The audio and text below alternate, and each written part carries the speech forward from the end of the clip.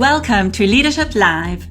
I'm Daphna Horowitz, and this is a podcast for leaders like you who want practical tips to apply in leading your business, your people, and yourself. Now, I know that leadership is a skill that can be learned, and this podcast is about doing just that.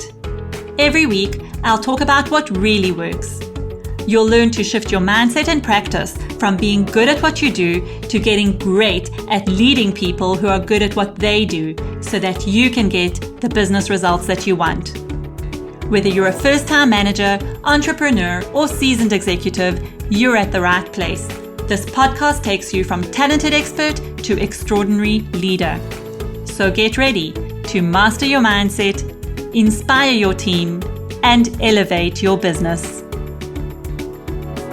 Good afternoon, good evening, good morning. From wherever you are in the world, I want to welcome you to Leadership Live once again. We are discussing topics relating to leadership. I'm delighted to be talking to you today about a very interesting topic, and that is the topic of thinking like a CEO. We're going to look at what does this mean exactly? What is this topic that I've chosen to talk about today? So I want to say that this topic is an inspiration from a question that I received from one of my listeners. Annie, it's for you. Annie asked, is there a difference between leadership in a small business and leadership in a much larger business? Because I think we tend to associate leadership with large businesses. And, you know, these big organizations that have leaders and they have leadership structures or management structures, and we tend to associate leadership with that. But what about small businesses? Does leadership change when it's a small business? And this is actually what we're going to be talking about today, because it's a topic that I hear a lot about, or a question that I get quite often. And often it actually doesn't matter whether you're running a small business or a large business, whether you're working in a huge organization and you're a manager of a team, or whether you're sitting right at the top of the structure of a large organization. It really is important to think like a CEO no matter what. And I'm going to talk a little bit about what do I mean by that? What does it actually mean to think like a CEO? And why is it relevant in different kinds of businesses and in different kinds of structures? And I will start with a story today. I will talk about an experience that I actually often have with friends, clients, colleagues, and it's a story about a friend of mine who owns her own business. And as we know, when you own your own business, there's a lot that you need to be taking care of. So you start a business because you love doing something. You have a certain skill, you have a passion, you have a strength, and you take that courageous step to go and begin your own business. And you think, what a dream it is to fulfill. And it really is. When you can start your own business, you really are fulfilling a dream. And you think that you will get to spend all your time working on this business. And what a great thing it is to do. And of course it is great. But very quickly you realize that there's much more to it than actually just having all this time to do what you want, to set your hours. You realize a little bit of the myths around running a business. And one of those myths is that you don't actually get to spend the time doing only what you love. The reason that you started the business, you actually have to spend a lot of time doing a whole lot of other things around the business, which have nothing to do with your particular area of passion. So I have this friend who actually happens to be in a catering business. She opened up her business. She was very excited to be running this business, and very quickly she got to experience some of the frustrations of running a business. And she actually said to me, why can't I just focus on doing what I love? I started this business because I love food and I love cooking. I love being a chef, but why can't I just focus on that? Why does having my own business mean that I have to do all these other things that I really don't enjoy doing and don't even want to do? And the thing with that is that I actually hear this version of the story from many different places. So I've heard it from a friend of mine who actually has her own counseling or therapy business. I hear it from coaches, colleagues of mine. I hear it from people who have more professional qualifications like accountants and lawyers who are running their own business, who really want to focus on doing their own things. And I also hear it from people working in organizations. So whether they're the CEO of the organization or whether they are leading a team or kind of come up in the ranks of the organizational structures, I often hear, I just want to focus on doing what I love.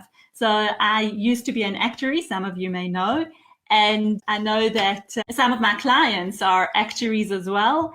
And I've actually had quite a few people, particularly I'm thinking of actuaries right now because that is kind of coming from my history, who say to me, I just love the modeling. I love the analysis. I love doing what I learned to do. And here I am spending so much time running a business, managing people, thinking about targets, watching expenses, looking at staff. Why does this have to be part of the package?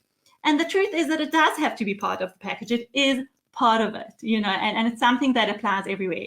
But if we start to think about our business and we start wearing that hat of the CEO, we can actually realize that balance of doing the things that we love, focusing on the things that brought us to this place, and also how do we manage that aspect of being a CEO, which is a key part of running the business, running a team, working your division, or whatever it is. And I think a great analogy for this that I often use, and this is really part of, if I had to summarize what thinking like a CEO really means, it really comes down to this. If we think of an analogy of a dance floor, so think about the fact you go to a party or you go to a dance club or whatever it is, and you're standing on the dance floor and dancing with your partner, and you're having a great time, enjoying the music, letting the energy of all the dancers really flow into you and really feeling like you're part of the experience. And when you're on the dance floor, you feel it. You feel the beat of the music. You feel the rhythm with your partner or the other people dancing around you. You really feel like you're part of something and you're really absorbed in the experience of it. And then sometimes when we're on the dance floor, in that experience, there are things that we're not aware of. We're not aware of people outside the circle, maybe chatting to each other or having a drink or having something to eat. We're not aware of how many people are on the dance floor because we're in the thick of it. We're not aware of if people are dancing in certain formations on the edges of the dance floor. We don't see the whole picture because we only have the view of where we are at on that dance floor. And then there's the analogy of going onto the balcony. Imagine that at this party, you can walk up the stairs, go onto the balcony and watch the dancing from above. And when you go onto the balcony, you see a completely different view. You actually start to notice all those things that I spoke about, people on the periphery, people chatting. What do the formations of the different clusterings of people dancing on the dance floor look like? And what does that create? So that's a very different view and perspective that you get than when you're in the dance floor. And I think as a CEO, you really want to be able to understand and know what the right balance is in terms of when do you sit on or dance on the dance floor? When do you become part of the dancing and you're on the dance floor taking part in the experience that's happening in that moment? And when do you need to step back, go up the stairs and watch the dancing from the balcony so that you can get a bigger and broader perspective? And I think that it doesn't matter whether you're running a small business or whether you're part of an organization or whether you're the CEO of your own company.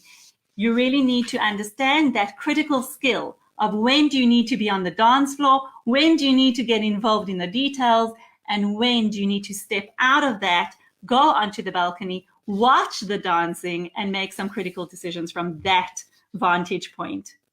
So if I go back to my story about my friend in the catering business who came and said to me, why can I not just do what I love to do? I actually asked her, I said to her, what is your vision for your business? What is it that you really want? Do you want a passion project? Which is great. I mean, you can then do what you love, focus on that, just, cook, cater, have people eat your food and enjoy from your kitchen, whatever size that may be. Or do you want to be running a business? And this is something that I think sometimes does get lost, that when we are working in a field that is really our passion, we forget that we're running a business. Now, I am going to say here that there are many people who've made the choice to be working in their passion project. One doesn't exclude the other. It doesn't mean that if you're running a business, you're not running a passion project, or if you're running a passion project, you're not going to run a business. You can combine the two, but then you cannot forget that you are running the business, that you are the CEO of a business. Okay, and that gives you that perspective of needing to go between the dance floor and the balcony. You can't spend all your time on the dance floor if you're wanting to run a business. This is where you get to think like a CEO. What is the balance? When do I go off the dance floor? When do I go onto the balcony? So with my friend, I say to her, passion project is fun. There are many people who make the choice to do what they love and focus fully on that. And then there's a limit to where you can get to. There's a limit to your time, there's a limit to your resources, and there's a limit to how much growth you're going to achieve in your business. And that's also okay, because there are many people who decide that that is where they want to get to. This is the amount that they want to be able to work and achieve and earn. And when that gets to that point, you stop, and that's okay. And then you can run your passion project, and you don't need to worry about thinking like a CEO too much. But when you really want to run a business, when you really feel that you've reached the edge of your potential and you want to go that a little bit further, you start yearning for some growth, you start wanting perhaps to be able to take a break and still earn an income. You start wanting to think about how do you put structures in place that make your life a little bit easier so that you're not constantly working, and that you can actually have other things beyond your work, beyond your passion, in terms of lifestyle that you can really enjoy. And when you start yearning for those things, that's when I say it's really time to think like a CEO. Take that perspective and look at how you're building your business and what elements are you bringing in. So when you look at CEO, thinking like a CEO, there are 5 things that we really want to consider. Point number 1 is go onto that balcony and think, what is the vision for your business? What is it that you want to create in your business? Where do you want to go? What growth are you looking for? Is it growth in terms of income? Is it growth in terms of product, service, branding? Is it the reach that you want to have? And for some people, they know that they just want to reach a larger audience. They want to build a community around them. So what is it? What is your target, your goal, your vision for your business in terms of where you want to get to? And then when you've determined that, then you really want to ask yourself a few questions and realize some things. The 5 questions are, what do you want to invest in? What are the things that you need to invest in your business? Because business requires investment, requires you to take a little risk, requires you to put in time, money, and resources in order to get to that next level of growth. So you need to ask yourself, what do you want to invest in? The second thing is, what risks are you willing to take? Okay, how much of a risk can you take and what kind of risks can you take? That's a really critical decision. Third is, who can support you? Who's your team? Who are your advisors? Who are your mentors? Who are the people that you are going to surround yourself with in order to support you and your business? And then how do you build a structure that actually enables you to live the life that you want, to create the lifestyle that you want to create? Because thinking like a CEO and being in a business does not mean that you give up everything for this business. You really want the business to be a part of your life that supports a lifestyle that you want to live. So we don't want to forget about that. So yes, passion projects are good. Passion is good, but we need it to be part of the bigger picture. And I'm leaving this for the final point, but it's actually the most important point, is understanding that you are going to get your results through people. So what I often see is, if I look at those experts like actuaries, accountants, lawyers, engineers, and whoever else, I'm sure I've forgotten, there are many more professional areas of expertise that we can talk about, as subject matter experts who really develop their expertise in a certain area, and they love what they do and they love those aspects, and then they get promoted to a level in an organization where they now have to lead people and they have to get results through the people that they're leading. And that's a very difficult place to be, because when you're used to getting the results from your own labor, from your own effort, from your own knowledge and skill and experience, you only have yourself to hold accountable. But when you need to rely on your team to produce results, it's much more difficult. And this applies to whether you're an expert in a certain profession or, of course, an expert in any other area. As I said, my friend in the catering business, graphic design, whatever it is, it's very hard when you own that piece of skill to start handing over and seeing that you are needing to get results through people. So this is something that I often see. But thinking like a CEO means being able to really step back, value your people and understand that your best results are going to happen when you're able to really hand over. So I'm just going to repeat. What are the things that you need to think of? Think like a business. Set a vision for yourself. Invest in yourself, your team, and your business in terms of the growth that you want to get to and how you want to get there.